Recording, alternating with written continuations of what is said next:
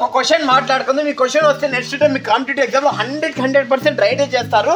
Question మాట్లాడుకుందాం. ఈ number equal to ఈ నెంబర్కి ఏ నెంబర్ వస్తుంది వాడి క్వశ్చన్. ఇక్కడ చూసుకోండి ఫ్రెండ్స్, ఈ నెంబర్స్ చాలా పెద్ద ఉన్నాయి. చాలా పెద్ద నెంబర్స్కి మనము స్క్వేర్స్ కానీ క్యూబ్స్ కానీ చేయలేము, ఎందుకంటే చాలా పెద్ద నెంబర్. అందుకే ఒక చిన్న లాజిక్ ఉపయోగించండి.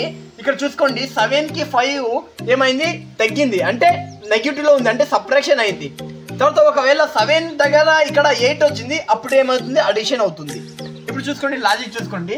7లో -2 చేయండి, ఎంత వస్తుంది ఫ్రెండ్స్, 5.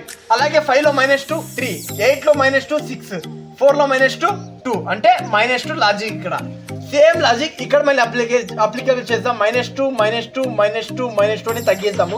4లో 2 పోతే 2, ఇక్కడ ఉంది 2. తర్వాత 6లో 2 పోతే 4, option B right answer.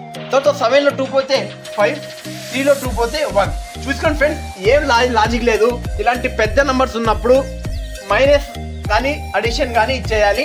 Thank you friends.